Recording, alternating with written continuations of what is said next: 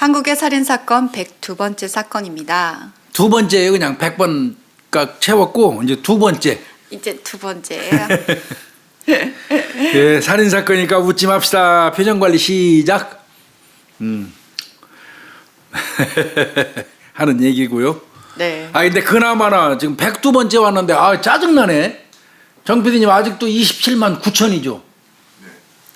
9천이 지금 한 3일째 보이는 것 같아.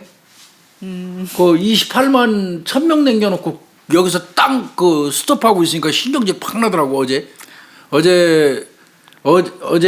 그제죠. 그제는 내가 낚시 갔어요. 네, 맞아요, 교수님. 낚시 가가지고 이제 밤 낚시 혼자서 하다가 왔는데 거기 앉아서 한 두세 번 던지다가 그 입질 없으면 한번 봤어.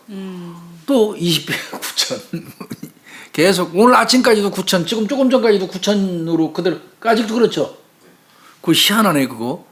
원래 구자가 항상 그 넘겨야 되는 고비잖아요.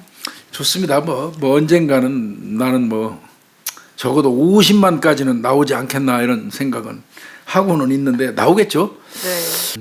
교수님 저도 사실 어디 갔다 왔어요. 다른 유튜브. 다른 유튜브 가면 안 되지. 그 배신인데. 교수님 갔다 온대. 그 사건 유튜브 갔다 온 거 아니지? 네. 이인철 TV 갔다 왔죠? 네, 저 거기 가서 제 그 마지막 섹션이 사랑, 결혼 그리고 이혼이라 가지고. 그 이인철 변호사가 자칭 이혼 전문 변호사잖아요. 진짜 잘해요 또 일도. 네, 그래가지고 개인적인 질문이 훅훅 들어오시는데 저도 모르게 네 하고 다 얘기해 버렸네. 아이고 그 프로파일러가 그 변호사의 유도 신문에 넘어갔구나. 네. 에이 그 대비를 하고 갔어야지.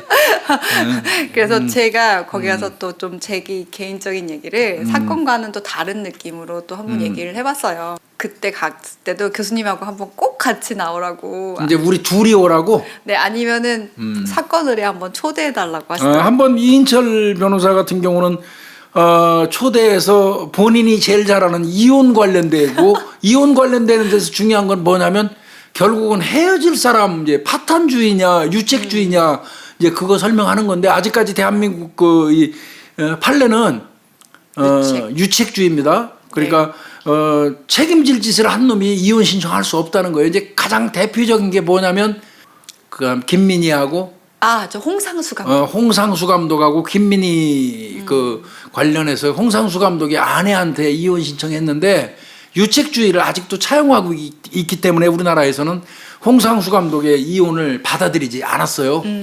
그래서 이제 아직까지 우리나라는 유책주의고요. 네. 그러니까 똥낀 놈이 썩내지 말라는 이제 그게 유책주의입니다. 그런데 또 한켠 돌아서 생각하면 그렇게 소송까지 가고 부부간에 남남처럼 지내는 거는 이미 그 가정은 쫑났어요.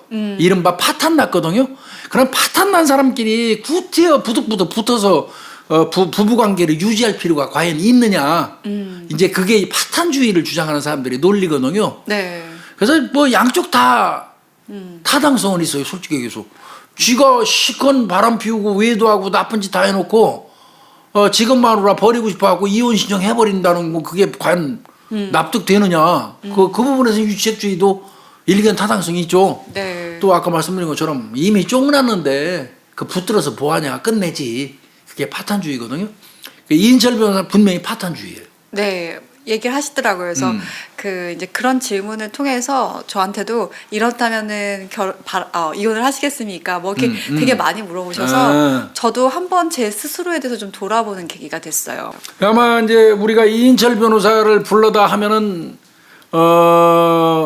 이제 이혼하면 파탄주의, 유책주의 떠나서 재산 분할이 있어요. 재산 분할 가장 크잖아요. 그게 현실적이고 재산 분할을 어떻게 효율적으로 많이 받을 수 있느냐 이런 방법을 아마 이제 이인철 변호사가 해줄 거예요. 나훈아 씨 얼마 전에 그 한번 했죠. 여기 방송 한번 했죠. 네. 나훈아 씨 그 아내 쪽 되는 분 이인철 변호사가 맡아가지고 했죠. 그것도 했고 뭐 이인철 변호사가 맡아서 한 사건이 연예인들 관련된 이혼 사건 꽤 많습니다. 돈 많이 벌었을 거예요. 저 출연료는 많이 받았어요? 아, 네, 그럼요. 교수님이 고급- 얼마나 신경 써주시는데. 고급 인력을 초빙하는데 적게 주면 그거는 우리 사건 의뢰의 자존심이지. 차라리 그까지 그 끈값 받으려면은 하루 굶고만다. 그죠? 그럼요. 우리 교수님과 제 가오가 뒤에는 있지. 구독자님들이 딱 버티고 계시는데. 잘했어요. 다음에 기회 봐서 이인철 변호사 불러다가 도움될 수 있는 거 가사 관련돼서 네. 가사 관련돼서 도움될 수 있는 거 이인철 변호사 한번 모셔다가 저희가 방송 한번 하겠습니다. 네. 그래요. 오늘은 뭐 네, 이제부터는 이제 웃을 수 없는 본격적으로 시간입니다. 이제 우리 사건 이제 네. 정색을 하고 시작하겠습니다. 네. 예. 이 사건은요. 동해 묵호항 동해에 있는 묵호항 네. 보복 살인 사건입니다. 제목이. 네, 뭐 일단 지명이 나왔고 살해 동기도 나온 것 같은데요. 이 사건은 보이는 게 다가 아닙니다. 맞습니다. 네, 그래서 아마 끝까지 들어보시면 이런 것들이 되게 많으실 맞아요. 거예요. 일단 이 사건은 2013년 5월 8일입니다. 이게 수요일이라고 하네요. 네. 아침 7시 40분에 예. 동네 주민이요. 예. 그 부두가 묵호항? 네, 묵호항 보면 이렇게 정박했던 어선들이 정박하는 네. 항구가 있죠. 항구. 예. 거기에 그 배와 배 사이에 어떤 시신이 딱 떠올라서 이제 그 주민이 신고한 데서부터 시작이 됩니다. 그러니까 아마 그 부두 쪽으로 이렇게 배 있는데 근처를 보던 분이 배와 배 틈 사이에 시신이 항구 떠 있으니까 그거를 경찰에 신고한 거 112 신고 안 하고 근데 이분이 그 인근에 있나 봐요. 묵호 파출소가. 근데 이 묵호 파출소가요. 육경 파출소가 아닙니다. 해경 파출소예요. 항구에는 그 해양경찰청 소관, 해양경찰서, 그다음에 해양경찰서 파출소입니다. 그러니까 동해 해양경찰서 묵호 파출소예요. 해경들이 관리하거든요. 네. 어선 뭐 입출항 통제 이런 거 다 하거든요. 거기로 쫓아가서 신고했어요. 시신을 보고 112로 안 하고 쫓아가서 신고했어요. 네. 그러니까 경찰이 당연히 그 현장에 출동했겠죠. 네. 근데 저는 좀 특이했던 게 이제 그 출동해서 나오는데 동해해양경찰청 112 특수구조대원들이 같이 왔대요. 이거는 물에 시신이 떠 있으니까 그런 경우에는 아마 이제 해양경찰서 소관 내에 112 특수구조대가 있나 봐요.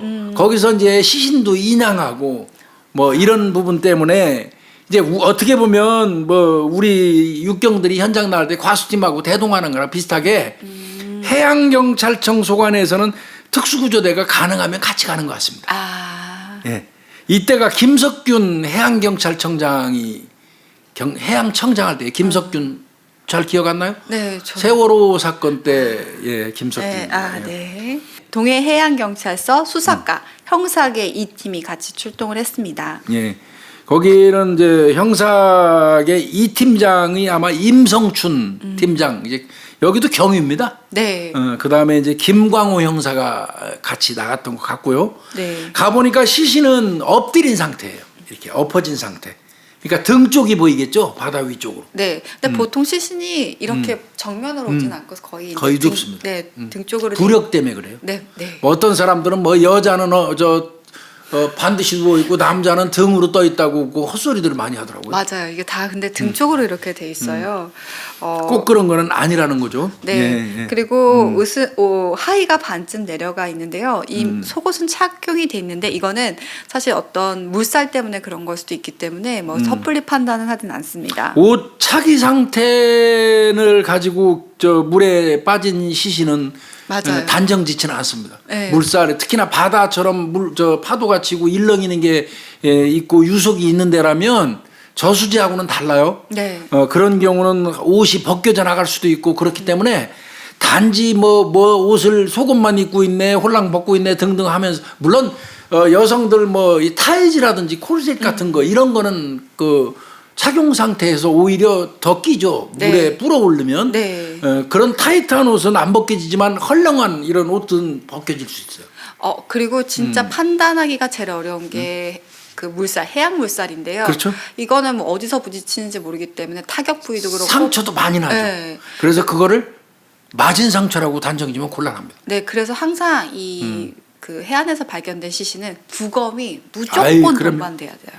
인양했죠. 네. 인양하니까 이미 뭐 사망 상태죠. 뭐 그렇게 떠 있으면 사망 상태고요. 그럼 이제 두 가지 경우밖에 없어요. 이 경우는. 첫 번째가 실족? 실족. 그렇죠. 바닷가 이렇게 산책 갔다가 빠져갖고 사망하는 경우도 꽤 있잖아요. 네. 그래서 실족. 그 다음에 이제 자살. 네. 물론 또 타살도 하나 있을 수 있겠죠. 네. 타살 유기. 네. 근데 이제 이 시신의 입에서 막걸리 냄새가 났다고 그래요. 아, 그러면은 잘못해서 떨어진 걸 수도 있겠네요. 실족 가능성이 보다 높다고 생각할 수도 있죠. 네. 자살이면은 대체로 신발을 벗고요. 유품을 두죠. 네. 물에 뛰어들기 전에. 네. 근데 그런 게 발견이 안 됐으니까 경찰은 두 가지 경우로 보는 거예요. 일단 타살도 염두에 두지만 실족 가능성이 자살보다는 높다. 네. 그런데 실족이라고 하면 실족이면 사람이 주머니에 소지품 같은 거를 넣고 있는 상태에서 빠지니까 건져서 인양했을 때 주머니라든지 아니면 목걸이 같은 거, 반지 같은 게 사실 있어야 되죠, 그대로. 그쵸. 네. 그런데 또 이 경우는 주머니라든지 이런 데 소지품이 전혀 없었대요. 그럼 또 실족으로 보기도 애매합니다. 이거. 그래서 일단은 검안, 우리가 말씀드렸죠. 부검 전에 이제 바깥에서 보는 인근 병원에서 검안이 이루어졌는데요. 옷을 벗기니까 진짜 멍자국이 너무 많았다는 거예요. 이거는 이제 그렇지만 이제 이게 뭐 생전에 맞았을 수도 있고 아니면 물에 빠진 상태에서 휩쓸리면서 바위라든지 이런 데 부딪혔을 수도 있고 여튼 멍자국이 나왔고요. 머리카락을 근데 이렇게 이제 정밀하게 넘기잖아요. 그런데 정수리 쪽에 네. 열상이 하나 있다고 그래요. 찢어진 상처가. 네. 그러면 경찰이 여기서는 약간 따끔했을 거예요. 근데 그래도 또 부딪힐 수 있죠. 네, 어디 뾰족한 부분에 모서리 부분에 부딪혀서 또 생길 수 있으니까 그래서 엑스레이까지 찍었나 봐요. 엑스레이 찍으니까 갈비뼈에 금가 있었죠. 네. 그래도 또 이것도 또 공격이라고 보기는 또 애매해요. 네. 이거는 얼마나 됐다고 그래요? 검안이 추정 시간은 검안이 추정 시간으로 12시간 이내에 12시간 이내. 이내일 그러면 뭐 위내용물이라든지 뭐 이런 거 등등인가? 아니면 외관이다. 외관이고요. 검안이는 외관일 겁니다. 왜 네. 그러냐면 물에 빠져갖고 얼굴이 변형되는 과정 가지고 따지는 게 있거든요. 네, 그런데다가 더욱이 막걸리 냄새가 아직 지금 그렇지, 아직 나고 네, 있고. 있는 거 봐서 알코올이 그렇게까지 분해가 안 된 걸로 봐서 아마 12시간 이내일 거라고 생각을 추정을 했던 것 같고요. 네. 아까 교수님 말씀하셨듯이 이것이 물살에 의한 거지 아니면 타살에 의한 타인에 의한 상처인지 확실하지가 않기 때문에 그렇죠. 이거는 부검을 해야 된다라고 결정을 한 겁니다. 일단은 검안이 입장에서는 현재 상태에서는 미상이라고 그랬네요. 네. 그래서 이제 과수팀에서 이제 정밀 촬영 다 해두고 5월 9일 날 부검 결정을 합니다. 네. 근데 여러분 여기서 저희가 하나 간과를 한 게 있는데 저도 읽다 하면서 이분 남성이 아닙니다. 여성입니다. 예, 여성입니다. 맞습니다. 여성분입니다. 이 사망자는 68세 임씨예요. 여성입니다. 네. 시신이 발견된 지점으로부터 한 10분 거리 주택에 혼자서 살고 있대요. 네. 그래서 실족사일 수도 있다라는 생각을 많이 했었던 거고요. 그렇습니다. 10분 거리니까. 네. 그런데다가 평소에요. 이 항구를 자주 왔다 갔다 하시는 분이구나. 네. 자주 통행하시는 분이구만요. 네. 그러니까 이제 어쨌든 시신이 발견됐으니까 가족한테 전화를 해야 되잖아요. 그렇죠. 근데 가족을 보다 보니까 남동생 한 명이 유일한 거예요. 그것도 다른 지역에 거주하고 있는 네. 남동생. 네. 그러면 그 부검일 때 이제 왔었다고 하더라고요. 5월 9일 날 이제 부검하는 네. 날을 병원으로 온 거죠. 네. 병원에서 부검했으니까. 근데 경찰이 딱 왔는데 저는 20년 전부터 누나하고 연락이 두절됐습니다. 거의 남이네. 네. 근데 누나 찾으려고 여러 번 시도는 했지만 실패해서 그냥 포기했다는 거잖아요. 네. 그러니까 이게 어떤 이유에서인지 모르지만 그 사망한 임 씨가 유일하게 남동생 하나 있는데 그냥 연락 안 하고 혼자 와서 이 동해 쪽에서 그냥 기거하면서 살고 있었던 것 같아요. 그러니까 어떤 이유가 있겠죠. 가족사니까 그거는. 네, 가족도 없이 혼자 이 동해에서 살고 있다가 지금 이제 사망한 채 발견이 된 건데요. 그래서 이제 17시경에 부검이 종료를 했습니다. 이제 결과는 이제 저 서면으로 나중에 주겠죠. 네, 그래서 이제 부검 결과는 한편으로 기다리고 있고, 네, 수사를 시작을 했어요. 그러니까 일단 살던 곳을 가봐야 되잖아요. 그렇죠. 이 사람이 살던 집. 네, 뭐 일단은 자살이든 뭐 실족사든 이 사람에 관련된 혼자 살고 있으니까. 네, 정보를 봐야 됐는데 딱 갔더니 주소지 갔더니 달동네 같이 허름한 집이었대요. 그래서 이제 혼자 들어가시면 안 되잖아요. 안 되죠, 경찰이. 네, 그래서 그 이웃 주민들 입회하에 집안을 이렇게 살펴봤는데 거기서 혹시 유서 같은 게 나왔나요? 아니요. 예, 혹시 만약에 이분이 뭐 자살이라면 유서 같은 거 써놓을 수도 있거든요, 이 집에다가. 네. 유서 안 나왔죠? 네. 뭐 다른 특이점도 없고요. 네, 그냥 만약에- 일상의 집이에요, 그냥 그대로. 네, 만약에 진짜 음. 저 타살을 해서 유기를 그쪽에도 했다고 한다면 이 집에서 그것이 벌어졌다면 뭐 이 집에 흔적이라도 있을 텐데 그런 것도 없었어요. 그러면 특이한 점은 없는 거네. 네. 그리고 이 임 씨 같은 경우는 기초생활수급자였더라고요. 혼자 사시니까 기초생활수급자. 그리고 이 사람 내성적이고 말수도 별로 없는 분이라고 그러네요. 이웃집 주민들이 얘기하는 거. 그러다 보니까 친한 사람도 또 없어. 친한 사람이 없는 사람들 사실 행적 자꾸 그럴 때 애로사항 많아요. 가족도, 경찰 입장에서는. 가족도 없고 가족 그렇죠. 예. 지인도 없고. 그러면 당일날 이 사람 행적 수사하는데 애로사항이 꽤 있죠. 네. 그러면 행적 수사하는데 실패할 수밖에 없거든요. 깝깝했을 거예요, 이거. 그러면 피해자로 중심으로 수사하기 어려우니까 일단 현장에서부터 그럼 수사를 그렇죠. 해야 현장 또 되겠네요. 가야죠. 그러니까 수사의 포인트는 현장. 네. 그다음에 그 사람하고 연관된 어떤 그 집이라든지 이런 데 네. 임장하는 거 네. 이런 거 다 해야 돼요. 네. 그래서 발견일이 5월 8일이었잖아요. 그리고 9일 날 부검하고 네. 그래서 5월 10일 날 이제 조사를 하다 보니까 안 되겠구나. 이거 현장에서 다시 시작을 해야 되는 상황이구나. 라고 해서 변사자가 발견됐던 현장에서 이제 주변 CCTV 수사를 이제 시작을 합니다. 다 동원되네요. 아까 2팀장 나왔었는데 이제는 막 1팀, 3팀까지 다 나오네요. 네. 전체가 다 붙은 것 같아요. 이건 이때부터 제 판단은 부검 결과는 아까 17시경에 종료하고 기다려야 된다고 했잖아요. 네. 그런데 아마 소견은 말해주거든요. 네, 네, 맞아요. 서면으로 맞아요. 완전히 통보해주기 전에 거기 입회한 그 형사들 입회하면서 그 살펴본 형사들한테 이렇게 이 부검이가 요건 타살 가능성이 보다 높다. 요 머리 쪽 보면서 이건 열창인데 이게 둔기로 맞았을 가능성이 높다라든지 뭐 이런 얘기를 단정은 하지 않지만 말은 해주거든요. 이때 아마 모르긴 해도 타살 가능성이 보다 높다고 얘기했을 가능성이 높습니다. 네. 그러니까 이 팀만 붙었다가 현장 변사자 현장 그 발견 현장에는 1, 3팀이 가서 붙는 거 보면 다 동원됐다는 소리잖아요. 맞아요. 네. 그러면 타살 쪽으로 본 겁니다. 네. 진짜 왜냐하면 수사가 하루라 빨리라도 동원돼야 되기 그럼요. 때문에 그 부검이 같은 경우는 명확하게 얘기하진 않지만 대충적인 얘기를 해주고 얼마나 짜증나는데 말 돌려서 얘기하는데 가능성이 있습니다. 배제할 수 없습니다. 배제할 수 없습니다. 추정컨대 미쳐버린다니까요. 그래도 그 말 듣는 순간 이 부검이라든지 하는 사람들이 뭐 이건 이러이러한데 배제하기는 어쩌고 하면 그건 그냥 경찰은 이건 타살 이렇게 보고 수사해야 돼요. 네. 하다 그 조사하다 뭐 아니면 좋은 거고요. 그렇게 본 것 같아요. 이건 타살로 본 거로 저는 생각이 들어요. 이 팀이 담당인데 1, 3팀이 발견 현장 가가지고 그 수사하도록 시켰다. 그리고 그 주변에 CCTV 다 까라고 시켰다. 그러면 이건 타살로 보고 수사 들어간 거예요. 네. 그래서 이제 주변 수사를 하고 있는데 거기 임성춘 이 팀장. 아. 제일 처음에 김광호 형사랑 현장 나갔던 사람 신고받고 이분이 상당히 그 베테랑입니다. 이 사람은 차에서 앉아가지고 이제 그 창문 밖을 좀 살폈는데 내가 볼 때는 현장 주변 상황 살피는 데는 차 안에서 이렇게 보는 게 효율적이에요. 그렇게 임성춘 팀장이 원칙대로 했어요. 차 안에서 창문 밖을 살펴보다가 이제 이때 왜 살펴봤겠어요? 범인은 현장에 반드시 왔다 간다. 당일날은 안 와요. 네.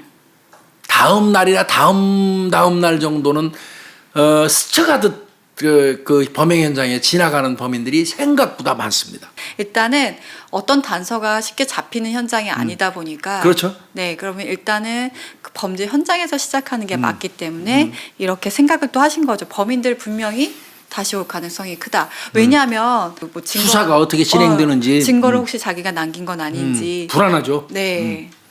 그래서 이제 범행 현장에 회귀한다는 그 가능성, 그 본능을 생각하면서 아마 현장 갔던 것 같아요. 그 우리가 말하는 중에 아까 뭐라고 했던 박 PD가 속 들어왔어요. 현장으로 회귀했습니다. 그 범죄 현장으로 이제 회귀 본능 이거를 생각하면서 임성춘 팀장은 차 안에서 창문 밖을 봤던 것 같고요. 네. 이때 뭔가 하나 발견을 하기는 해요, 또.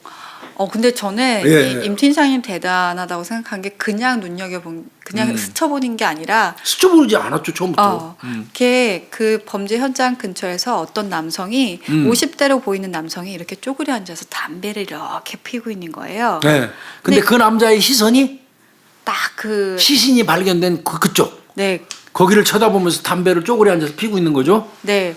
그러면서 고막 이렇게 그냥 우리가 보면 알잖아요. 넉넉고 그냥 이렇게 받아보는 건지 아니면 뭔가 두리번거리는지. 네, 아니면 뭔가 살피고 있는 건지 딱 보이잖아요. 불안감이 네. 있는지. 근데 임 팀장님 눈에는 그게 딱 보였던 거예요. 두리번거리고 불안한 모습으로 비춰졌다. 네. 사진 촬영을 살짝 한 거예요, 거기서 그 남자를. 네, 아마 이 범인 같은 경우는 주변에 누가 있나라고 살펴봤을 거고, 뭐 이렇게 주변 상황 본인도 아닌 척하면서 이렇게 살펴봤을 거예요. 근데 그게 임 팀장님 눈에 딱 보인 거죠. 사진 촬영해놓고 이제 그 이후에 이제 그 남자가 한참 후에 일어나서 걸어서 가는데 한쪽 다리를 심하게 절고 있었대요. 또 이때 또 그 이제 임 팀장은 에이 잘못 찍었다 이렇게 생각했대요.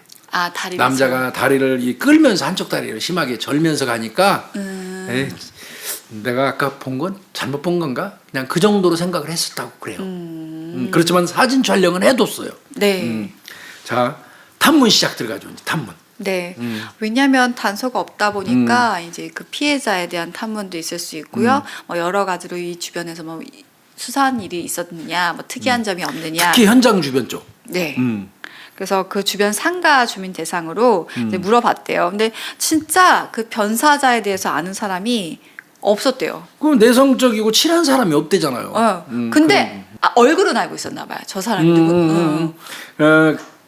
그 뭐 알고 있었고 또 그 다음에 남자 사진도 또 보여준 모양이더라고요. 그러니까 이게 아까 쭈그려 앉아서 담배 피던 남자 사진도 곁다리로 또 보여줬나 봐요. 네. 이 사람 혹시 아냐 그러니까 이 사람 안다 자주 왔다 갔다 하는 사람인데 별로 안 친해. 공통적으로 그 주변 상가에서 다 하나같이 하는 얘기가. 그러니까 사망한 변사자 임 씨도 그렇고 그다음에 이 사진 찍은 이 남자도 그렇고 그렇게 사교적이고 친교적이지는 않은 사람들이에요. 근데 그 일대를 계속 왔다 갔다 하는 사람들은 맞아. 맞아요. 그러다 보니까 사람들이 알고는 있는 거예요. 연고는 있는 사람들이지. 네. 근데 그 남성도 기초생활수급자라며요. 네, 그러니까 이름은 대충 아니까 어느 누구다라는 걸 알잖아요. 사람들이. 김 씨라는 건 나왔더라고요. 네. 예. 기초생활수급자네요. 그런데 네. 여기서 어느 한 분이 이 얘기를 해요. 이 사람 하나같이 하는 얘기는 이 사람이 술만 마시면 아주 행패가 심해. 그래서 더 잘. 그 상가 쪽에서는 다 알아. 그래서 술 먹으면 막 깽판 이제 이른바 깽판 치고 댕기나 봐요. 원래 그 항구 쪽에는 그 주변에 횟집이라든지 뭐 이런 가게들이 쫙 늘어서 있잖아요. 네. 그러니까 그쪽에 가끔씩 나와서 이 사람 술 먹으면 속된 말로 깽판을 좀 치고 댕기는 그런 사람인가 봐요. 그러니까 그 사람을 김 씨라는 건 아는데 좋다고 얘기는 안 하겠지 그 사람들이. 그렇죠. 근데 신기하게도 얼마 전부터는 술을 안 마셨대요. 요즘엔 조용히 산다며 네. 그렇게 얘기했다면서요. 네. 이런 게 더 이상해. 하던 짓을 하다가 갑자기 안 하면 그게 이상해. 시신이 언제 사망했는지는 12시간 내외라고 하니까 그 전후해서 그런 건지 그 전부터 술 안 먹고 그런 건지 그건 또 따져봐야겠지만 그리고 이제 그러던 중에 탐문 진짜 잘해야 돼. 누가 하나 탐문 제대로 하나 했죠. 네. 예. 땡땡 식당을 갔더니 그 업주가 이렇게 이제 아마 그 남자하고 네, 변사자 사진하고 이제 남자 사진도 보여주고 임씨 김씨. 네. 혹시 아는 사람들이냐, 뭐 얘기해 줄 거 없냐라고 했더니 식당 업주가 이 임씨하고 김씨. 이 김씨 굉장히 친해요. 아니 둘이 친하다고. 그래서 왜 친해 둘이? 이게 뭐였냐면 이게 이분도 혼자 와서 먹고 이분도 혼자 와서 먹잖아요. 그 술집에 네. 그 식당에 네, 그러니까 술을 먹으러 가끔씩 그 식당에 갔던 모양이지. 네, 한 5년 전부터 비슷한 시점 됐을 때 두 사람들이 왔는데 서로 말도 없이 그냥 이제 자주는 오는데 그래서 둘은 그냥 식당 주인이 볼 때? 네, 둘을 소개시켜줬대요. 서로 친하게 지내라고.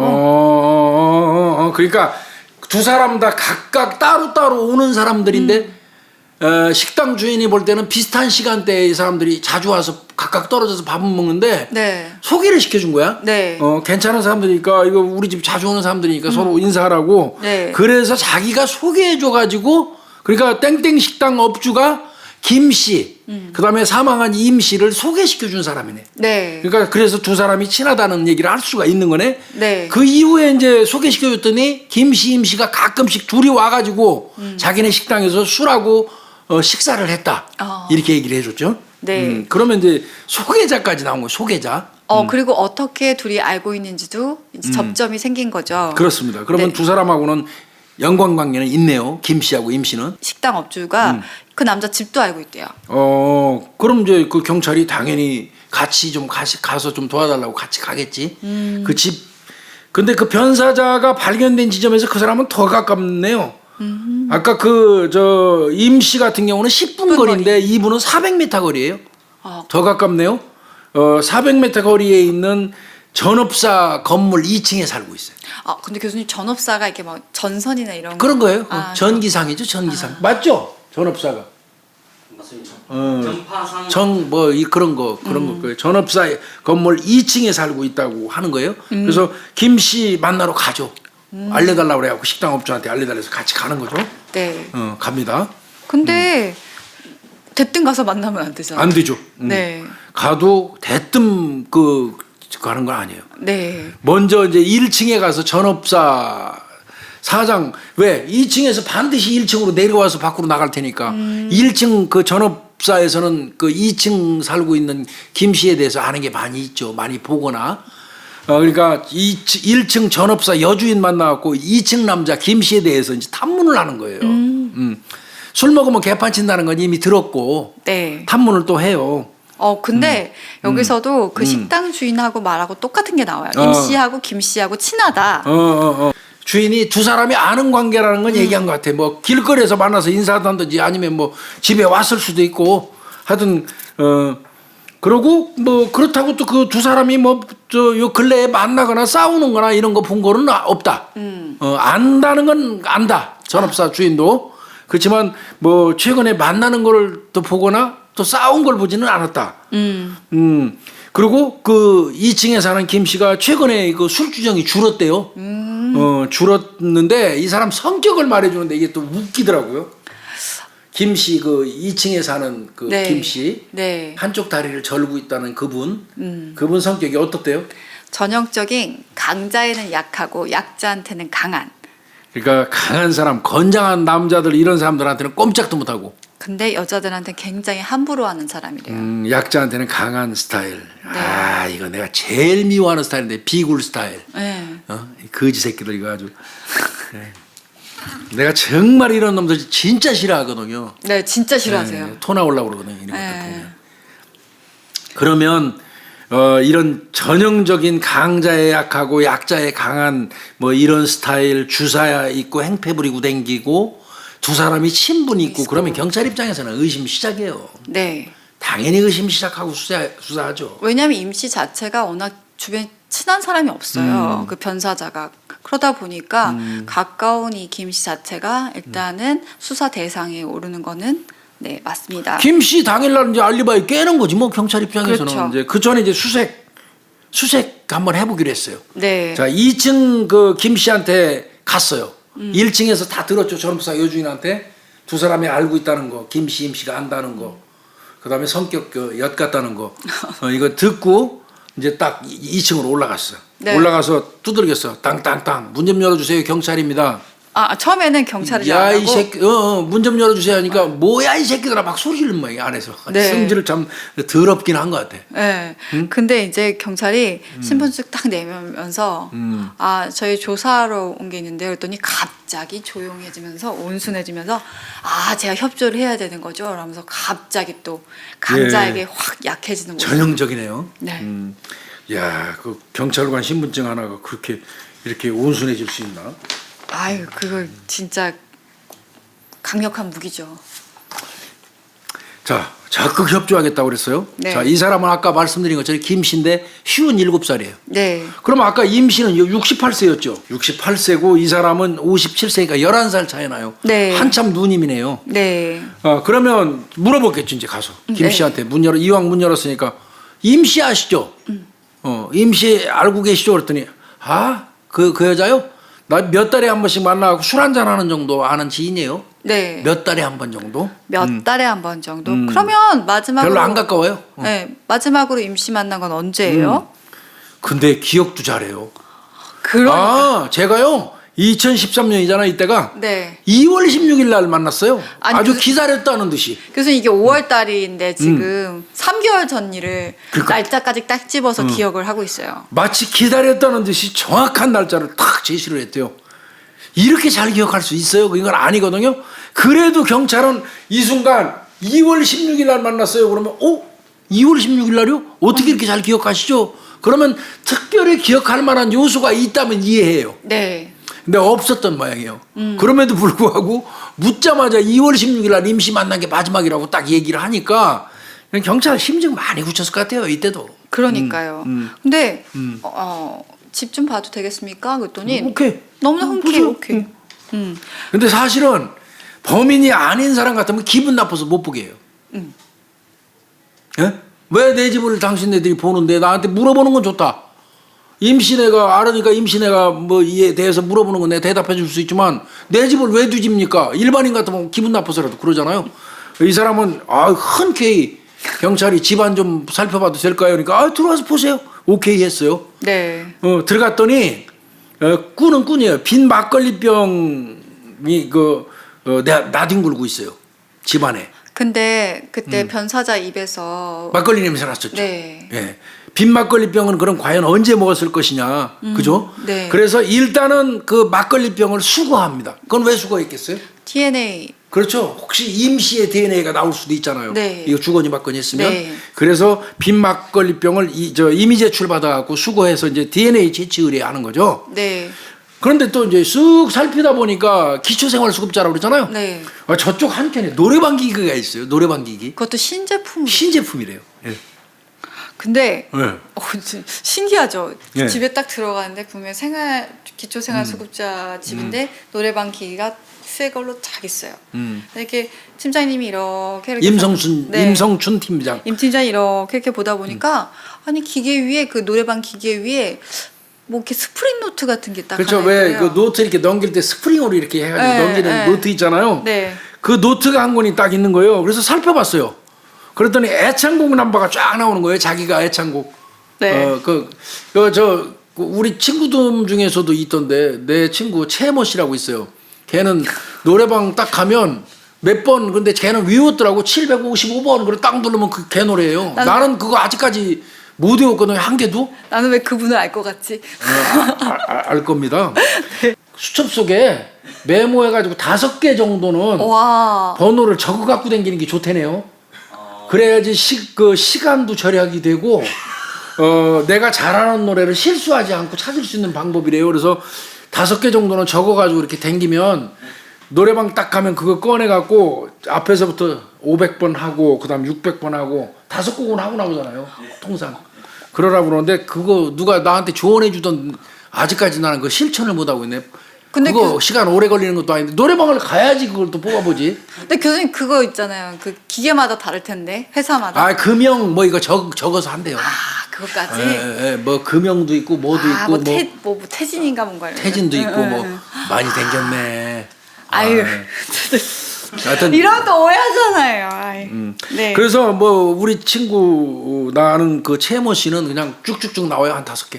그 사람은 이제 여기 입력을 해버렸어요. 노트에 적는 게 아니라. 근데 얘도 애창곡 남바를 그 스프링 노트에 탁 적어서 노래방 기기 위에 올려놓은 거예요. 네.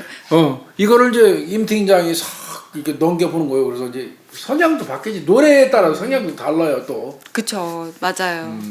근데 이 애창곡이 딱 적혀져 있는 그 페이지에 네. 그 우측 상단쯤에요.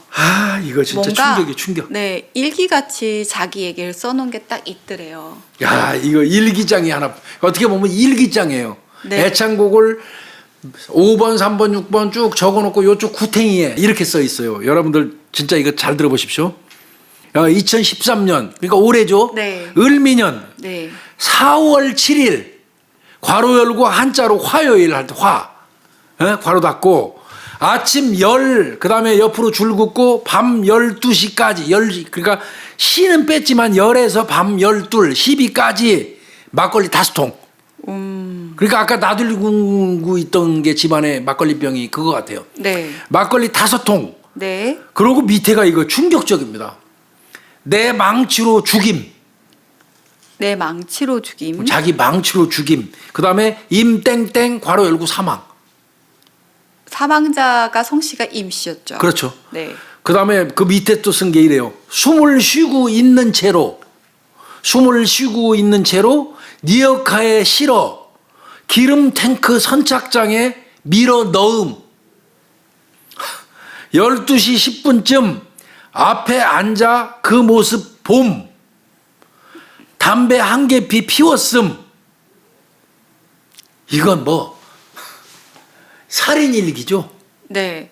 근데 여기서 조금 야. 다른 건 월이틀입니다. 네, 그래. 5월 6일 날 이 사건 발견됐잖아요. 5월 8일 날 5월 8일 날 발견됐잖아요. 근데 여기는 4월이라고. 네, 그러니까 이제 그거는 좀 달라요. 네. 그런데 임씨 이름 나왔고 범행 수법 쫙 나오고 거기다 밀어넣은 것까지 나오잖아요. 네. 그러니까 이게 실명 기재를 임 누구누구라고 하고 괄호 열고 사망이라고 써놨기 때문에 일단은 이건 범인으로 추정이 됐지만 혹시 날짜 때문에 그랬을 것 같아요. 내 생각은. 날짜 때문에 자기가 의심받지 않을 거라고 생각했나? 체포하지 않고 임의동행 형식으로 데리고 옵니다. 네. 한번 이때는 잠깐 가셔서 그러면 임씨하고 관계라든지 이런 거 경찰이 눈치챘지만 네. 가서 얘기 좀 합시다 하니까 오케이 하고 데리고 와서 진술록화실로 바로 가요. 네. 참고인 조사를 이제 일단 받아요. 네. 근데 일단 이제 이미 심정 굳혔지 뭐. 그러니까요. 이래서 일단 그래도 차근차근 물어봐야 그렇습니다. 되잖아요. 그래서 네. 임 씨하고 다툰 적 있으세요? 없습니다. 아니 근데 이 노트에 지금 이렇게. 보면은 임 씨가 임 씨를 살해한 내용이 적혀 있는데 이거 어떻게 된 겁니까? 그랬더니 내가 잘못 적은 글이에요. 그리고 그러다가 조금 더 있다가 내가 쓴 글도 아니고 모르는 일이라고 이러면서 또 횡설수설해요. 이게 이거 허를 찔린 거예요. 이 사람 입장에서. 필적 감정하면 다 나옵니다. 그렇죠. 그러니까 한숨 푹 쉬더니 쉽게도 자백해요. 제가 했어요. 이 사건 정말 어떻게 보면 무슨 해프닝처럼 그냥 해결돼 버렸어요. 그러나 네. 자백은 여러분들한테 제가 늘 말씀드리지만 살인은 자백 가지고는 안 됩니다. 네. 자백을 보강하는 증거가 반드시 뒷받침돼야 돼요. 네. 네. 증거 보강주의 원칙. 네. 네. 제가 예전에 말씀드렸죠. 다음번에 언젠가는 하겠습니다마는 의정부 고교생 공인내 사건이 있어요. 그 사건 때 이 범인들 한 4명 뭐 그 사람들 나중에 대법원에서 무죄 받아서 이 말을 할 수 없는 입장이지만 그 여고생이 이 목에 면도칼 공격받아 갖고 사망한 사건이 있었어요. 그때 범행을 자백했던 그 당시에 우리가 봤던 그 범인으로 추정되는 그들이 다리 위에서 그걸 던졌다고 그랬어요. 다리 밑으로. 근데 그때 막 홍수 지고 난 이후에 물살 셀 때예요. 그래서 거기 물 막아놓고 포크레인 막아놓고 형사들 총동원해서 사부로 푸고 뜰채로 이렇게 쳐서 칼을 찾으려고 노력을 했는데 개천변에 칼이 수백 자루 나와요. 그렇게 아마 개천 이런 데 파면은 칼 떠내려가고 이런 게 많은 것 같아요. 그런데 그게 왜 그렇겠습니까? 자백을 뒷받침하는 그러니까 내가 어떤 칼로 죽였습니다 하면 그리고 그 칼을 어디다 버렸습니다 하면 그 칼을 찾아서 첨부할 때 그 사람의 자백이 일치해가지고 증거로 살인범이 되는 거거든요. 네. 이 경우는 공책에 써놨다고 그래갖고 이게 유력한 증거는 되지만 그러면 그거를 뒷받침하는 거를 찾아야 되거든요. 네. 그래서 진술 녹화하고 이제 한 건데 이제 이때부터는 이제 수사가 이제 증거 찾기로 들어가는 거예요. 네, 그리고 그렇다면 이제부터 하나씩 자백 내용을 아주 구체적으로 받아야 됩니다. 자, 이제 어떻게 죽였는지. 네. 그랬더니 5월 7일 날 아침입니다. 아까 뭐 써놓은 게 10시부터 밤 12시까지였는데요. 집에서 창문을 통해서 이렇게 밖을 내다보니까 임씨가 이렇게 길로 지나가고 있는 거예요. 임씨가 네. 그래서 임씨 하고 이렇게 불렀답니다. 지가 2층이니까 이렇게 내려다봤구나. 네. 그래서 집안에 막걸리 2통 있는데 같이 마시자고 이렇게 불렀대요. 그랬더니 이제 임씨가 들어와서 같이 술을 마셨다고 합니다. 근데 여기서부터 황당해요. 아, 네. 이래서 중요하다는 거예요. 같이 술을 잔뜩 먹어서 술이 좀 취했대요. 네. 그랬더니 갑자기 그 임씨 여성이 그 사망하신 분이 좀 죽여달라고 간청을 하더래요, 자기한테. 그래서 예. 자기- 그래서 네, 그래서 망치로 머리를 때렸대요. 여기서부터 황당해지죠, 그렇죠? 이 술 취하니까 임씨가 갑자기 나는 죽고 싶다, 나 좀 죽여줘 하고 부탁을 그래서 그래, 알았어, 내가 죽여줄게. 친한 사람이니까 그 집안에 있는 망치로 머리를 가격해서 이제 쓰러졌대요. 근데 자기가 보니까 아직 죽지는 않았대. 죽지는 않아서 그런 상태라서 2층 계단에서 밑으로 굴렸대요. 응? 밑으로 굴려서 떨어뜨리고 집 근처에 있던 니아카가 있잖아요. 니아카 갖고 와서 싣고 자기가 항구로 이동했대요. 묵호항으로. 그래가지고 거기서 니아카채 바다에다 밀어넣었다는 거예요. 저는 근데 이 뒤에 말이 정말 너무 충격인데 이 임씨가 두 번째 충격. 첫 번째는 죽여달라고 간청한 거. 자, 네, 두 번째는 이 임씨가 가라앉기 전에 이게 던졌다 그랬잖아요. 니아카채 같이 네. 던지니까 가라앉기 전에 가라앉기 전에 죽여줘서 고맙다고 했대요. 이게 말이 돼요? 고맙다고 했대요. 막걸리 좋아하는 놈이 진짜 이게 말이야 막걸리야. 응?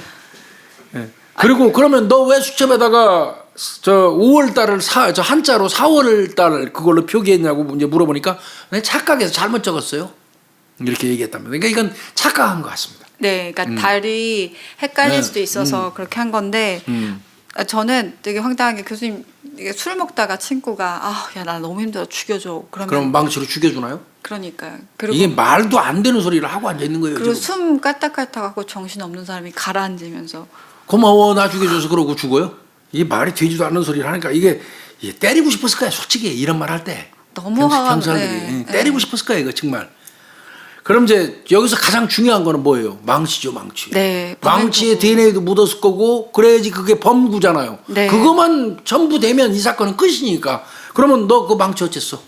그랬더니 서랍장 안에 있대요. 네. 이거는 그러니까 자백은 줄줄이 잘해요. 그 자백의 내용은 좀 코미디가 섞여 네. 있지만 그래서 갔어요. 가서 증거물 이제 찾으러 갔어요. 네, 이때도 혼자 그 경찰만 들어가면 안 되니까 아래 팀 요놈을 데리고 가지만 네. 제3자를 입회시키는 게 맞습니다. 그래서 그 1층에 전파 네, 전파사. 업사하시는 그 주인하고 같이 갔나 봐요. 그래서 그분으로 하여금 서랍장 열어가지고 망치를 수거하게 하는 게 좋습니다. 네. 경찰이 손대거나 그럴 필요. 또 범인한테 손대게 하면 안 되죠. 그래서 서랍장 내에 망치를 그분이 직접 수거하도록 해서 수거하고 그 자리에서 이때는 임의동행했던 이 김 씨를 100% 범인이라고 이제 판단하고 긴급 체포해버리는 겁니다. 네, 그 자리에서 긴급 체포를 한 거죠. 범행 망치 도구. 찾자마자 네. 긴급 체포해버린 거예요. 예. 근데 그렇다면 이 망치에 일단 가격을 했으니까 핏자국이 있어야 되고요. 사망하지 않아서 계단 쪽으로 밀었다고 한다면 계단 쪽에도 핏물이 있어야 되는 거잖아요. 그렇죠. 망치는 이제 감식을 보낸 거고요. 네. 분명히 이건 나올 거고요. 방안에서 이제 문제가 생겼잖아. 망치로 때리고 한 건 방안이잖아. 그러면 피가 나올 거예요. 또 계단으로 굴렸으면 계단 쪽에 피가 나와야죠. 안 나왔어요, 반응이. 그 여기서 또 이거 뭐지? 근데 보니까 엄청나게 깨끗하게 걸레질까지 해서 청소를 한 겁니다. 네. 나름 머리 꽤 쓴 거예요, 이게. 그러니까요. 지가 일기 쓰는 바람에 찍소리도 못하고 자백을 하게 된 거고요. 그래서 자 그러면 또 여기서 이게 짜증나거든요, 경찰 수사가 이게. 너 이거 왜 이렇게 이거 하나도 안 나와, 이게 핏자국이. 내 걸레질했어요. 걸레는 어디 있어? 걸레 저 쓰레기장에다 버렸는데요. 8일 날 아침에 쓰레기 차에 버렸대요. 그러면 그거 찾으러 가야 돼요. 쓰레기차 가서. 예, 쓰레기차가 실어 가서 그 쓰레기를 부리는 그 뭐라 그래요? 거기 매립지 같은 데죠. 네. 그런 데 가서 또 차지하죠. 그럼 또 그 경우는 못 찾아도 뭐 어쩔 수 없지만 그래도 그런 노력까지 해야 돼요, 또. 그렇다면 그런 거 뒤지라고 그러면 쓰레기장 뒤지라고 그러면 기분 더럽게 나쁘죠. 웃으면 안 그 돼요. 고유정의 사건 때 형사들이 네. 수사 초등수사 그 미진해 가지고 국민들한테 할 말도 없지만요. 사실 그 제주 형사들 쓰레기장 뒤지는데 고생 많이 했습니다. 맞아요. 네. 엄청나게 쓰레기장 가서 그 뒤지고 했다고 합니다. 여기 또 그 강화 쪽에 와가지고 하는 바람에 강화는 또 매립지가 엄청나게 많잖아요. 검단위 쪽으로 거기도 뭐 진짜 수십 일에 걸쳐서 그 팠다고 하더라고요. 네. 그 과정에서 막 닭뼈, 각 가정에서 나온 닭뼈, 돼지뼈 뭐 이런 것 등등은 찾는 대로 봉투에 있는 대로 국과수 나는데 국과수도 일을 못할 정도로 그게 그 감정거래가 들어와서 고유정 사건 때 정말 그 고유정이라는 그 악녀 하나 때문에 수많은 사람들이 엄청나게 그 고통받았습니다. 네. 이게 이제 그렇게 하고 그다음 이제 그러면 지가 니어카체 바닷물로 밀어넣었죠. 네. 그럼 니어카 차지하죠. 네, 그때도 이제 해양청 112 특수구조대가 투입이 됐습니다. 아까 시체를 인양할 때 오셨던 그 구조대잖아요. 그때 리어카 근데 다행히 아마 이게 무게가 있다 보니까 그냥 그대로 가라앉은 거예요. 네, 그래서 리어카는 건져 올려서 일단 확보를 했습니다. 그러면 내가 볼 때는 이 상태에서 게임 끝난 거예요. 망치 찾았죠. 네. 리어카 그대로 찾았죠. 네. 그럼 게임 끝난 거예요. 아 그리고 아까 담배를 피웠다고 자세히 일기에 난 적고. 해양경찰청에서 이렇게 수사 잘하는 것도 처음 봤어요. 아 네. 해양경찰청을 무시해서가 아니라 해양 관련된 사고는 뭐 우리나라에서 최고의 권위자가 해양경찰청이지만 이거는 거의 이제 해양경찰서 소관이지만 육지에서 하는 수사거든요. 그쵸. 근데 참 그 치밀하게 잘했더라고요. 네. 담배꽁초 찾게 하죠. 왜? 네. 그 니아까체 그 임씨를 밀어놓고 담배 한 개피 피고 왔다고 일기장에 적어놨잖아요. 그러니까 진짜 이게 사실 몇 개의 증거만으로도 될 수 있지만 완벽하게 한 거예요. 찾을 수 있는 모든 그 증거를 다 확보하려고 했었어요. 그래서 아까 물에 밀어넣고 그 피해자 밀어넣고 허우적거릴 때 담배를 피웠다고 지가 얘기했잖아요. 네. 그래서 현장 주변에 이렇게 조사를 하다 보니까 라일락을 피웠나 봐요. 라일락 담배예요. 네. 그 꽁초 2개가 있었어요. 아 지가 했다는 자리에 실제로. 저는 라일락을 한 번도 본 적이 없어가지고 담배 뭐 김유희 프로파일 담배 끊었잖아요. 오해하세요. 아 피운 진짜. 적도 없는데. 아니 끊었다고 뚝뚝뚝. 네. 우리 김유희 프로파일러 담배 안 피웁니다. 네, 네, 네, 네. 아이고, 네 끊었습니다. 네, 네, 너무 싸늘하게 가는 것 같아서 잠시 농담했어요. 이해하십시오. 네. 나일락 담배 있어요. 나일락 꽁초 2점이 현장 주변에서 발견됐으니까 이건 뭐 본인이 그 일기장에 쓴 내용하고 똑같습니다. 네. 일기장의 내용 그리고 자백한 내용 그리고 현장에서 발견된 증거물들이 예. 하나하나씩 끼워 맞춰서 일치하고 있습니다. 거기다가 CCTV까지. 한국 쪽이니까 또 CCTV 있죠. 네. 추가 증거를 확보하기 위해서 보는 거예요. 네. 그 나왔네요. 아, 그러니까. 야, 진짜 수사 치밀하게 잘했어요. 네. 집에서 해상까지 400m라고 그랬잖아요. 네. 이 사람 집이. 네. 그 근처에 이르기까지 CCTV가 2대 있다고 그러는데 한 대는 잘 안 나온대요. 네. 근데 나머지 한 대가 그 묵호 어업회관이 있대요. 어업회관 외벽에 한 대가 설치되어 있는데 5월 8일 날 00시 36분 밤 12시 36분에 니아카 끌고 그 묵호항 부두 쪽으로 가는 모습이 찍혔어요. 아, 딱 일치하는구나. 네, 그리고 01시 11분에 다시 복귀하는 모습, 주거지로 가는 모습. 그럼 니아카 끌고 가서 니어커체 넣고 바다에 밀어넣었죠. 그리고 네. 돌아올 때는 혼자서 주거지로 쩔뚝쩔뚝하면서 가는 게 찍혀 있는 거예요. 자백한 진술하고 일치하는 겁니다. 시간까지도 거의 유사하게 그렇습니다. 일치하는 시간이 것 딱 같아요. 특정되는 거죠, 뭐. 네. 예. 자, 그러면 이제 이건 볼 것도 없죠, 뭐. 이제 이건 범인이고요. 이제 조사하죠. 네. 5번 피의자 신문 조사. 근데 5번 피해자 신문했다라는 건 뭐가 이게 이렇게 증거가 다 나왔는데 뭐가 이상한 부분들이 있으니까 그래서 오해까지 받은 것 같은데 이게 뭐가 있냐면 일단 첫 번째 범행 동기나 예, 거기서 문제가 있었던 것 같아요. 피해자가 말했던 내용들 있잖아요. 그렇습니다. 그런 것들 때문에 약간 오해까지 받았던 것 같습니다. 그러니까 범행도 인정하고 범행 도구, 범구도 망치 발견했고 네. CCTV에도 나오지만 석연치 않은 부분이 그거잖아요. 죽여달라. 술 취하니까 나 좀 죽여줘. 이게 합리적이에요? 이게 말이 안 되잖아요.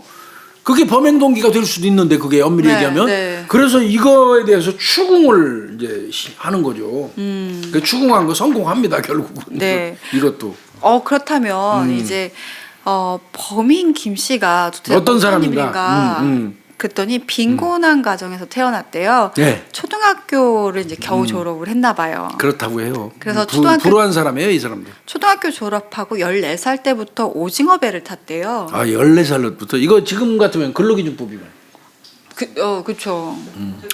택도 네. 없죠. 그리고 어려서부터 근데 이 도벽이 있었다고 그래요. 14살 때 자전거 절도로 소년원 다녀온 거예요. 아 근데 교수님 자전거 절도로 소년원을 갔다. 이거는 아마 판단컨대 그동안에 많이 있었겠죠. 누적이 돼서. 예, 그 14세 이전부터 촉법 시절 때부터 아마 그 여러 개가 누적된 게 자전거하고 합쳐졌을 겁니다. 그러니까 소년 가정법원 송치 안 하고 소년원으로 보내죠. 소년원으로 보내면 사실 정권은 안 올라가지만 엄밀히 얘기하면 저 수용 생활이나 마찬가지란 그쵸, 말이에요. 그쵸. 그러니까 아마 상습범이었을 것 같아요. 14살 때 소년원 간 거는. 그쵸.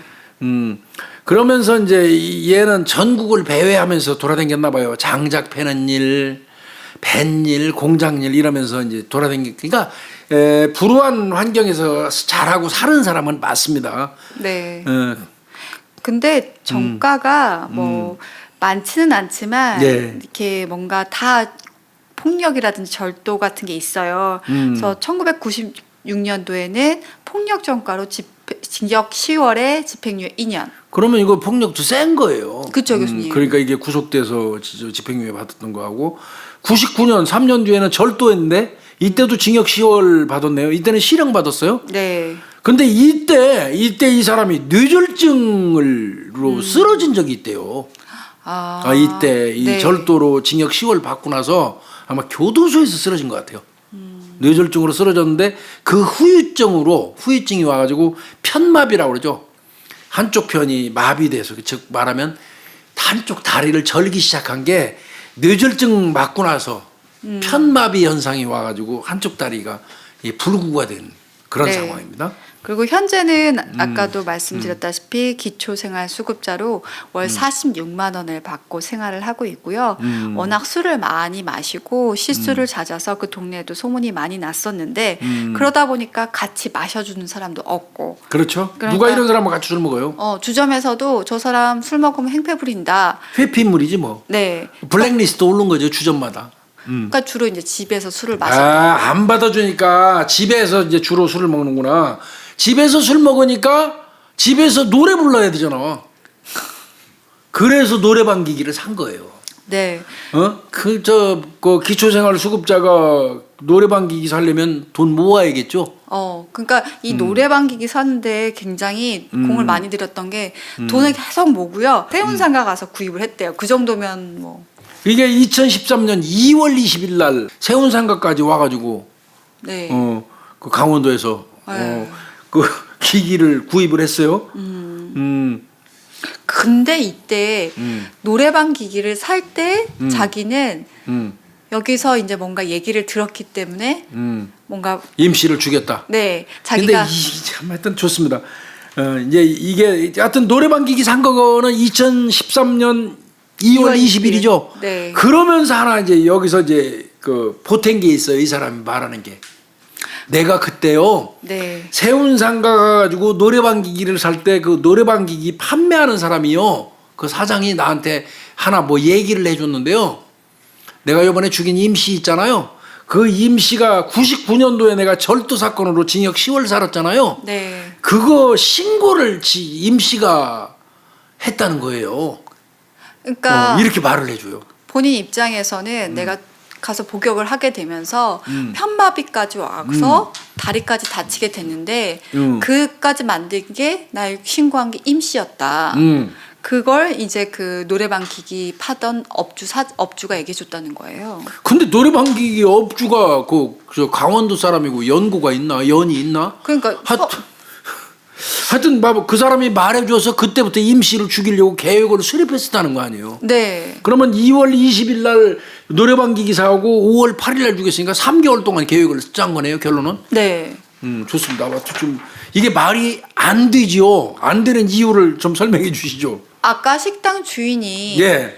그 땡땡 식당 업주가 그 얘기를 했잖아요. 이 사람들이 5년 전에 예. 서로 비슷한 시각에 와서 술을 먹길래 본인이 소개를 시켜줬다고 했는데 예. 99년도면 이게 몇 년도예요, 교수님? 그러니까 임 씨를 만난 게 5년 전이죠. 네. 그런데 99년도에 임 씨가 김 씨 알지도 못하는데 세운상가에서 노래방 기기 파는 사람한테 얘기를 했을까요? 이게 말이 안 되죠. 그 전에 서로 모르던 사이인데 김 씨, 임 씨는 99년도는 서로 모르는 사이예요. 이 사람들은 식당 주인이 5년 전에 소개해서 알게 된 사람들이에요. 그런데 어떻게 임 씨가 노래방 99년도에 노래방 사장한테 절도 신고했다고 말을 하겠어요? 이게 이 말이 안 되는 거죠. 네. 그리고 그러면 그래도 경찰은 또 확인해야 되냐. 이게 헛소리 하면 다 확인해야 된다니까요. 말도 안 되는 소리도 해야 돼요. 연락처 있냐? 그랬더니 연락처 없는데요. 아니 노래방 기기 샀으면 거기에 뭐 사용설명서나 뭐라든지 아니면 뭐 부가돼서 같이 온 게 있을 텐데 연락처도 없다는 거예요. 그런데 업장 상호는 얘기했어요. 그러니까 상호는 기억하고 있었던 거예요. 네.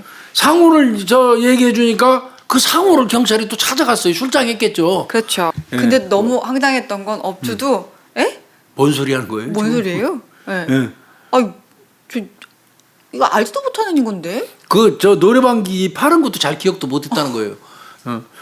그래서 그때 바꿔줘. 네. 이쪽 이제 강원도의 형사가 이 김 씨를 어, 바꿔줘. 업주. 얘기해 보라고.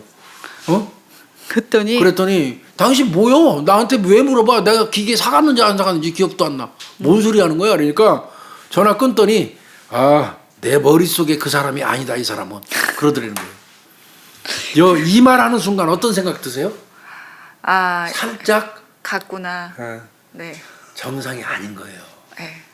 여기서부터 약간 이상해지는 거예요, 이 사람이. 그리고 노래방 그 애창곡에다가 살인일지 쓰는 것도 이상했잖아요, 처음부터. 네. 그리고 경찰이 여기서는 좀 기분 좀 셌을 거예요. 네. 왜냐면 그 거짓말하는 것과 진짜 자신이 믿고 있는 거를 얘기하는 거는 사실 알아요. 그래서 거짓말하는 거였으면 처음부터 계속 추궁을 해서 거짓말하지 말라라고 얘기했을 텐데 이 사람은 믿고 있는 거예요. 상상 속에서 창조한 거예요. 네. 그죠? 그러니까 정신 상태 자체가 이제 의심스러운 거죠, 사실은. 그러니까 얼토당토하게 지는 5년 전에 만난 사람을 99년도면 5년 전이면 2000년이잖아요. 그럼 그 전에 노래방 기기 살 때 알지도 못하는 임씨가 거기 왜 나와요? 그러니까 마음속에 임씨로 상상 속에서 이 자신의 절도 행각을 신고한 사람으로 단정졌어요. 네. 그리고 자기가 10개월 동안 복역 생활하면서 편마비 뇌졸중 앓은 거에 대한 그 원한 이거를 갚을 생각을 하고 임씨를 죽일 계획을 세운 거예요. 네. 그러니까 이거는 아마 추후에 만나서 가까이 지내다가 갑자기 임씨한테 꽂힌 것 같아요. 그러니까 이게 사실 본인은 보복 살인이라고 하지만 이건 보복살인도 아니에요, 엄밀히. 네, 이거는 자신의 어떤 정신적인 착란에 의한 정신적인 문제에 의한 살인인 거죠. 그러니까 5월 7일 날 집으로 유인한 거 맞아요. 네.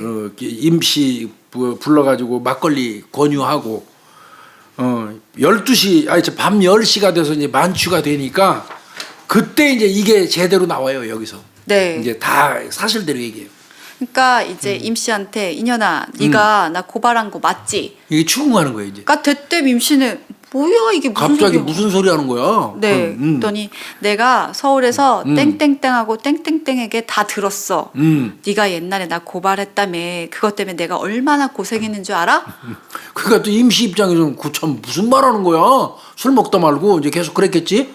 그러니까 이 김 씨가 너 안 되겠다. 그러면서 갑자기 서랍에서 망치를 망치를 꺼내갖고. 딱 갖고 옵니다. 공격을 한 거예요. 네. 공격을 하니까 임씨 입장엔 겁나죠. 네. 그래 내가 다 잘못했다 무작정. 그러니까 이때 김 씨는 뭐가 꽂혔냐면 그렇지.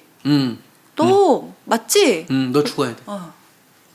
이게 완전히 그 어떤 그 속된 말로 미친 인간의 어떤 상상 속에 임씨가 개입돼 가지고 네. 순식간에 내가 잘못했다고 빌 수밖에 없잖아요. 망치로 막 때리는데. 네. 그러니까 맞아. 그렇지? 너 맞지? 이제 확신하는 거예요, 이놈이. 그러면서 머리 공격 재차한 거예요. 네. 그러니까 쓰러졌겠죠. 의식을 잃고 사망 직전까지 간 거죠. 그러니까 이 말이 맞긴 맞아요. 숨지기 전에 니어커로 굴려갖고 2층에서 굴려서 니어커 실었다고 지가 그랬잖아요. 의식을 잃은 겁니다. 사망한 건 아니에요. 네. 그러면서 그 굴릴 때도 내가 산채로 산 송장을 만들겠다면서 2층 계단에서 떠밀었대요. 그리고 미리 봐둔 리어카에다가 싣고.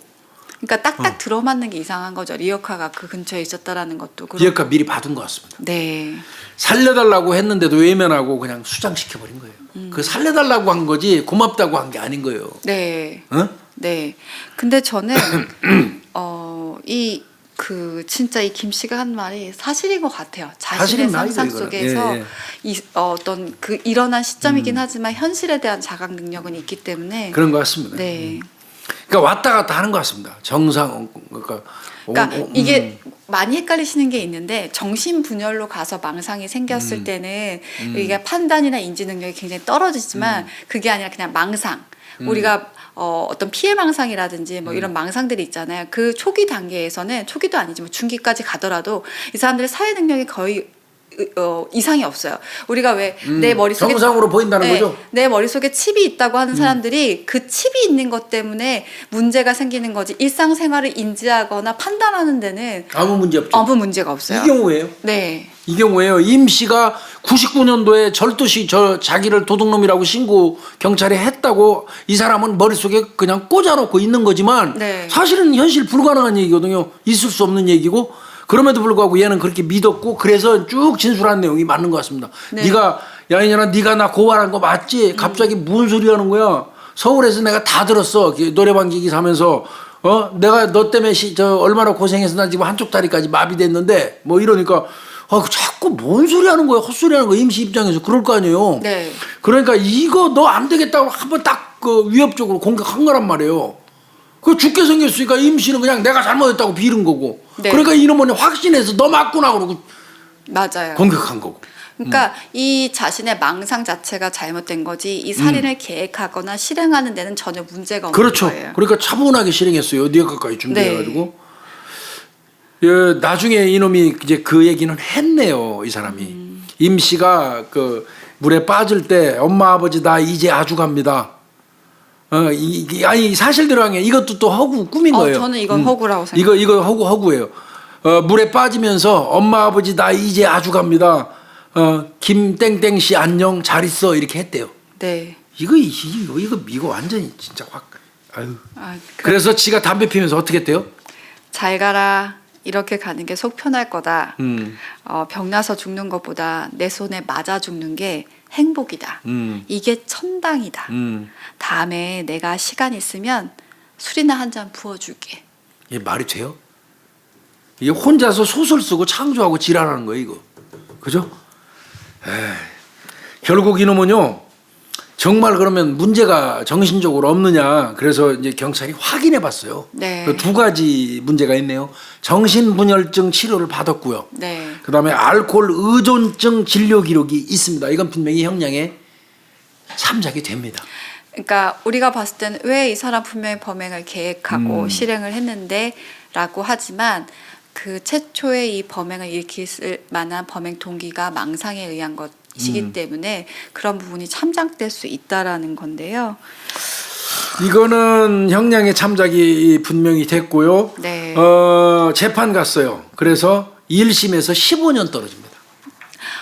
15년 전자발찌 15년 부착. 네. 그게 1심이고요. 네. 항소심 어떻게 됐어요? 항소심도 똑같아요. 서울고법으로 갔는데요. 춘천 제1형사부. 네. 그래서 15년 또 15년 똑같습니다. 15년, 전자발찌. 15년. 원심대로. 네. 거기에 이렇게 얘기했더라고요. 정신질환을 감안한다고 해도 그러니까 감안한 겁니다. 네. 그러니까 15년이죠. 범행 동기가 상식적으로 이해하기 어렵고 수법도 잔인하다. 그래서 정신분열증 전력, 알코올 의존증 전력이 있음에도 심신미약을 인정한 거죠. 네. 그럼에도 징역 15년, 전자발찌 15년을 부착하도록 명령을 내린 겁니다. 저는 이 사건 보면서 약간 안인득 생각이 났었거든요. 네. 안인득이 약간 정신분열 망상이 좀 있었잖아요. 안인득이 무기 떨어졌죠. 네. 자신이 어떤 만들어낸 망상 때문에 그러니까요. 여러 사람 죽였잖아요. 네.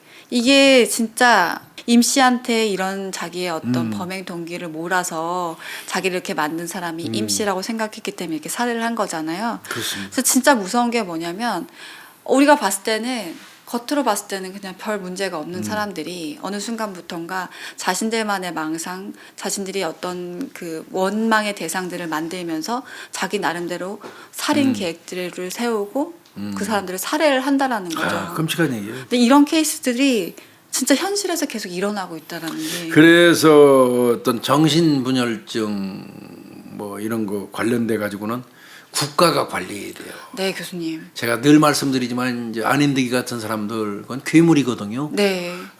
개인적으로는 그 사람 개인적으로는 불행한 사람이에요. 네.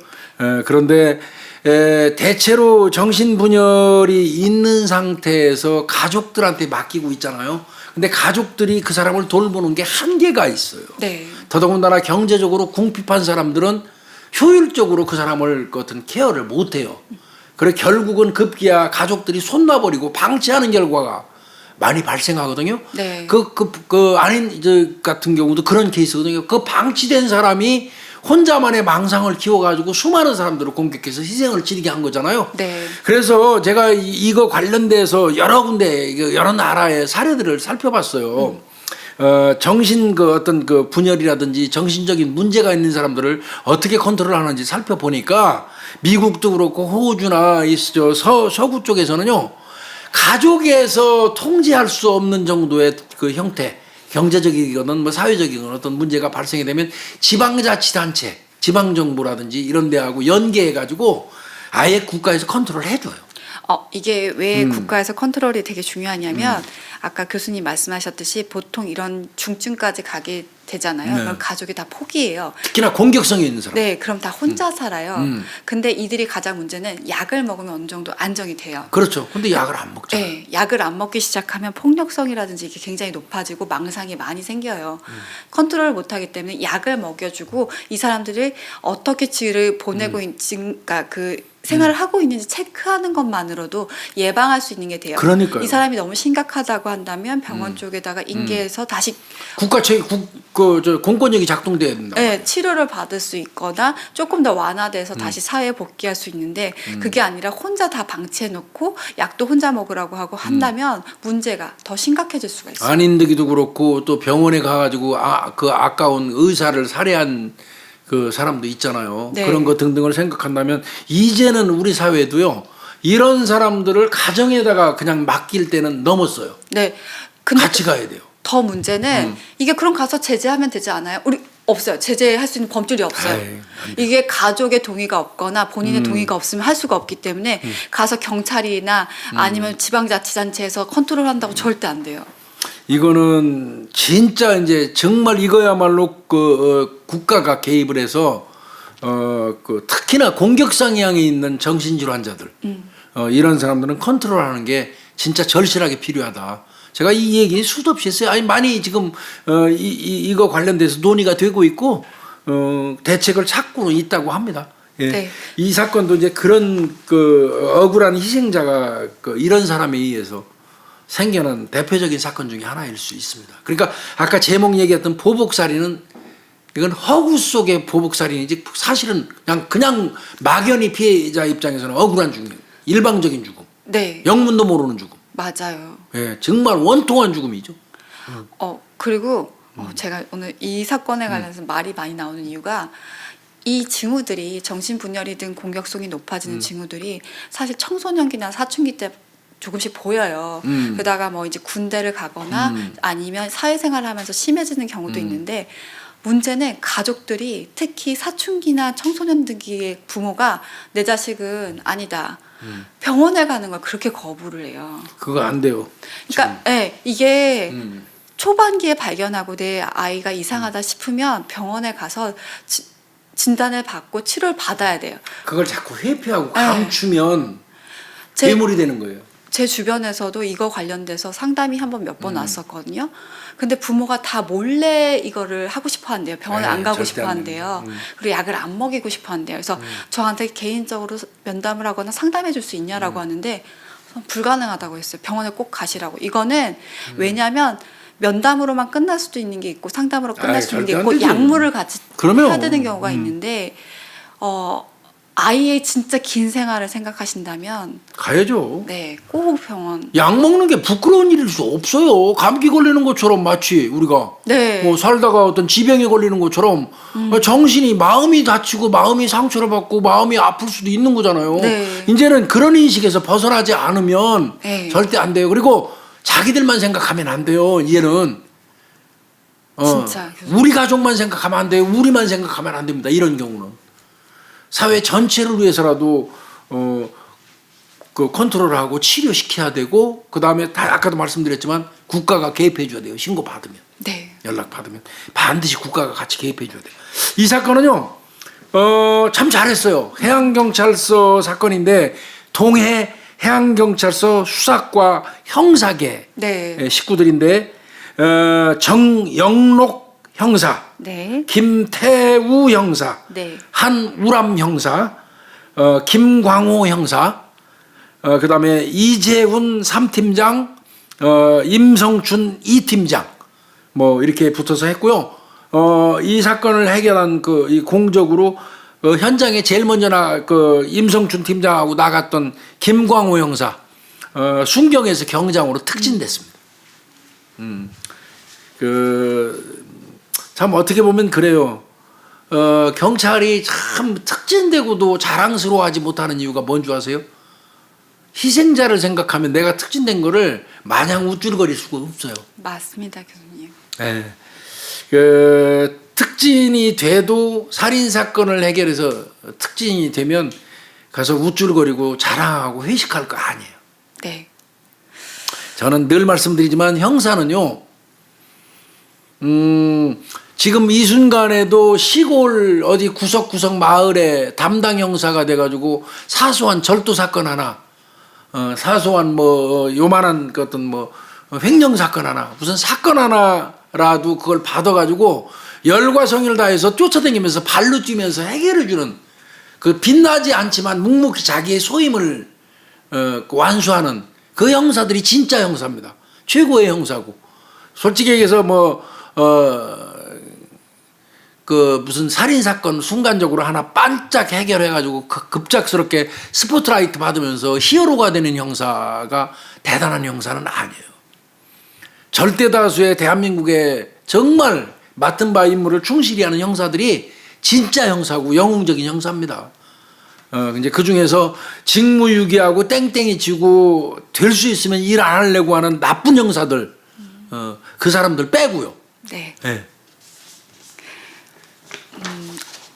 어떻게 보면 정말 꼼꼼하게 또 차근차근 수사 잘했어요. 단서가 없다고 실망하는 게 아니라 차근차근 살펴보면서 또 현장에 가서도 꼼꼼하게 누가 보기엔 운이라고 할 수 있지만 전 운이라고 생각하지 않거든요. 아, 그럼요. 네, 그 안에 들어가서 또 노트를 보고 노트에 있는 것들 하나하나 보고.